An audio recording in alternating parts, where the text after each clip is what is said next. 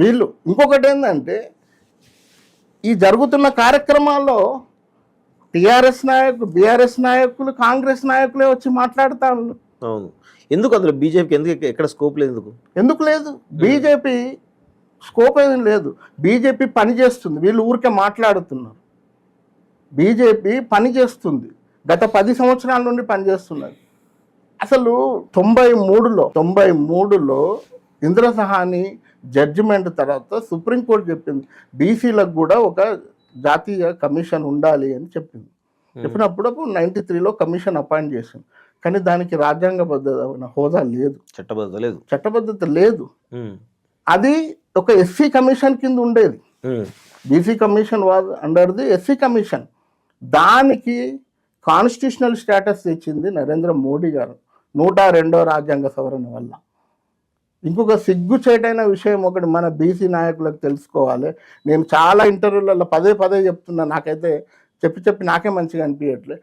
బీసీలకు ఒక డెఫినేషన్ ఉంది కానీ ఒక ఆర్టికల్ లేదు రాజ్యాంగంలో.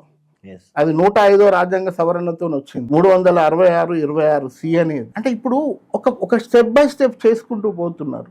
ఇంకొకటి, అసలు 105వ రాజ్యాంగ సవరణ తీసుకొచ్చారు. 105వ రాజ్యాంగ సవరణ ఏంటంటే బీసీలకు సంబంధించిన విషయాలన్నీ కూడా కులాల్ని కలపడము, తీసేయడము, అభివృద్ధిని మానిటరింగ్ చేయడం, ఇవన్నీ కూడా దాదాపుగా రాష్ట్రాలకే ఇచ్చిండ్రు.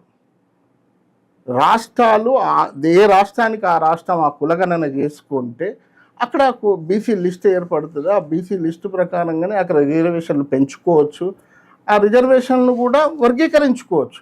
అది సింపుల్. అది చేసి రాజ్యాంగపరమైన ఒక హక్కును కల్పించింది భారతీయ జనతా పార్టీ. ఇవి తెలియదు. ఇంకొకటి నేను మళ్ళీ చెప్తున్నా, కేంద్ర మంత్రివర్గంలో 27 మంది అంటే దాదాపు 33-34% ఇవ్వడం అంటే నీకు రాజ్యాధికారంలో వాటా ఇచ్చినట్టు కాదా? ఇంకేమి ఇచ్చినట్టు? అంటే ప్రతి దశలో 2014, 2018 ఇప్పుడు కూడా 27 మంది ఇచ్చినట్టు ఇచ్చిండ్రు. ఇప్పుడు కూడా ఇచ్చిండ్రు, 27 మందికి ఇచ్చిండ్రు. ఇప్పుడు 2 టర్ములు ఇచ్చారు. అంటే నీకు రాజ్యాధికారంలో వాటా కల్పించే దానికి ఇక్కడున్న సోకాల్డ్ ఇంటలెక్చువల్స్ కనిపించదు. ఆయనకి రాహుల్ గాంధీ ఏదో మాట్లాడతాడు, ప్రిన్సిపల్ సెక్రటరీలు ఉన్నారా, బ్యూటీ కాంటెస్ట్లో కూడా బీసీలు ఉన్నారా అని మాట్లాడుతూ అంటాడు.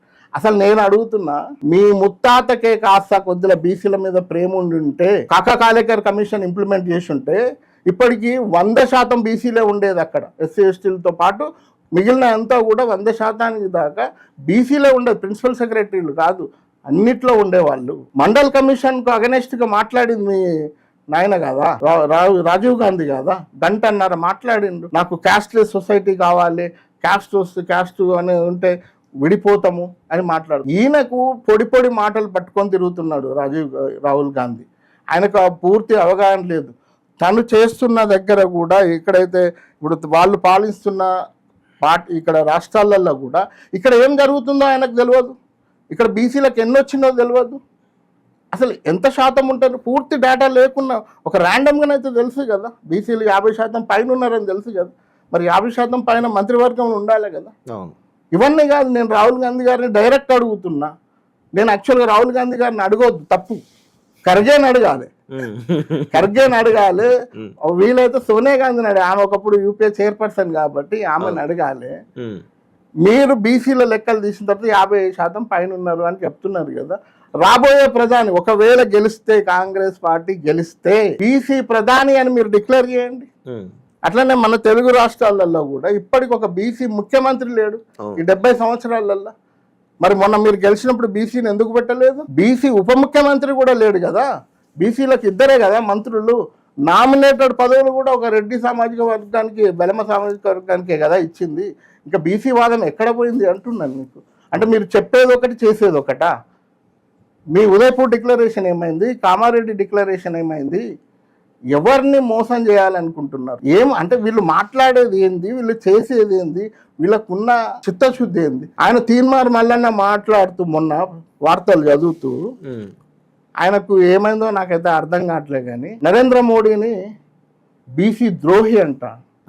అసలు నీకేమన్నా కాస్త మినిమం సెన్స్ కనుక ఉండి నీకు నాలెడ్జ్ కనుక ఉంటే మిస్టర్ తీన్మార్ మల్లన్న, నువ్వు కాంగ్రెస్ పార్టీ చరిత్ర తీసుకో. కాంగ్రెస్ పార్టీ బహుజనులకు, ఎస్సీ ఎస్టీలకు, బీసీలకు చేసిన అన్యాయం ఏందో రా, నాతో డిబేట్కు రా, నీకు దమ్ముంటే మాట్లాడదాం.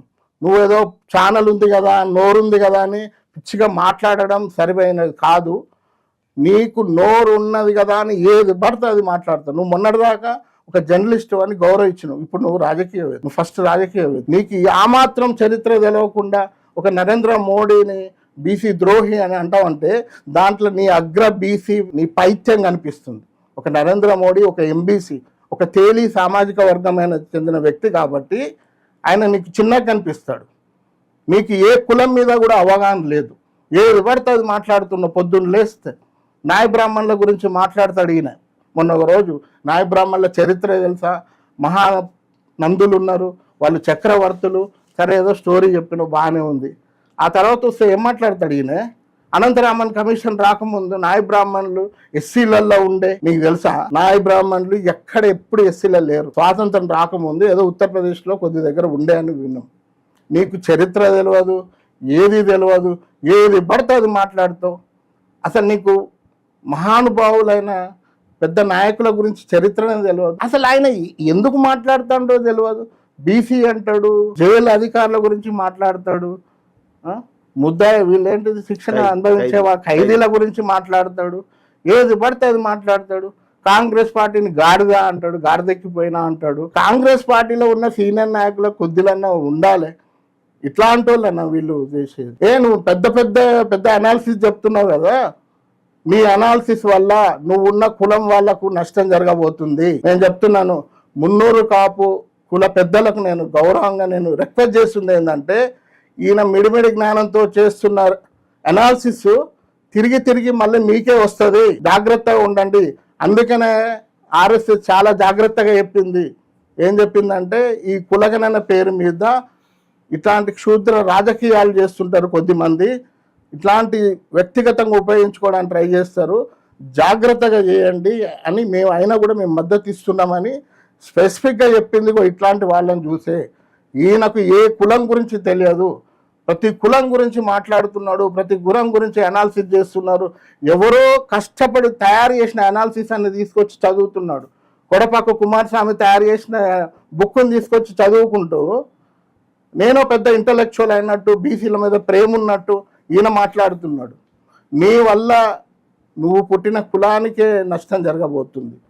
మళ్ళా చెప్తున్నాము, ఎందుకంటే బీసీల మధ్యలో నేను అదే చెప్పాను, మానసికమైన ఐక్యత రావడం కోసం పనిచేయాలి. నువ్వేదో ఒక కులం మీద ఒక కులానికి అగ్రవర్ణాలతో పోల్చుకుంటూ మాట్లాడడం వల్ల అవివేకం అవుతాను తప్ప నీ వాదనకు పసలేదు. అసలు మొన్న మాట్లాడుతూ ముదిరాజుల గురించి మాట్లాడుతున్నాడు. ముదిరాజులు 35 లక్షల మంది ఉన్నారు, 25 లక్షల మంది ఉన్నారు, అగ్రవర్ణాలు ఎంత ఉన్నారు, వాళ్ళు బీసీడీలో ఎంత వస్తారు. నీకు అర్థం కాదు ఏంటంటే, బీసీడీలో ఉన్న కులాల మధ్యనే పోటీ ఉంటుంది, బీసీఏ ఉన్న కులాల మధ్యనే పోటీ ఉంటుంది, బీసీబీలో ఉన్న కులాల మధ్యనే పోటీ ఉంటుంది. బీసీడీలో ఉన్న కులాల్లో ఎవరు ఎక్కువ అనుభవించింది అనేది మళ్ళీ చర్చలు తీసుకొస్తే మళ్ళీ అది నీకే చుట్టుకుంటుంది. నీకేం అర్థం కాదు, ఏదో వాళ్ళను చూపించడానికి ట్రై చేస్తున్నావు నువ్వు, కానీ నువ్వు ఇక్కడ చేస్తున్నది చాలా తప్పు. నీకు అసలు దేని మీద అవగాహన లేదు. మళ్ళీ నువ్వు బీసీల గురించి మాట్లాడకపోవడం వల్లనే బీసీలకు ఏమైనా న్యాయం అవుతుంది. ఒకవైపు ఆర్ కృష్ణయ్య గారు పక్క నుండి రాజీనామా చేసిన అంటే, నేను రాజీనామా చేయను అని నువ్వు అదే మీటింగ్లో నువ్వు అంటావు. అంటే ఒక ఆయన రాజీనామా చేస్తున్నాన్ని గొప్పలు చెప్పుకోవడానికి ఆయన ట్రై చేసి, నేను బీసీ ఉద్యమం కోసం పనిచేస్తున్నాను ఆయన చెప్తుంటే, నేను చెయ్యను అని నువ్వు మాట్లాడిపోతున్నావు.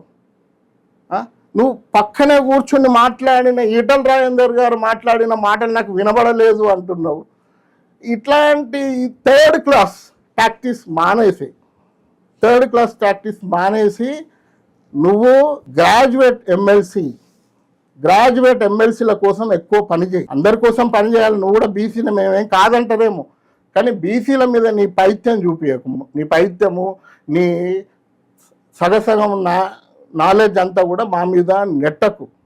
నీకు తెలియదు, చాలా విషయాలు తెలియదు. నువ్వు అనుకుంటున్నావు నీకు ఛానల్ ఉంది కదా, నేను మాట్లాడుతున్నా కదా, నాదే కరెక్ట్ అనుకుంటున్నావు. కానీ మేమంతా సైలెంట్గా ఉన్నంత మాత్రాన మాకు తెలియదని కాదు.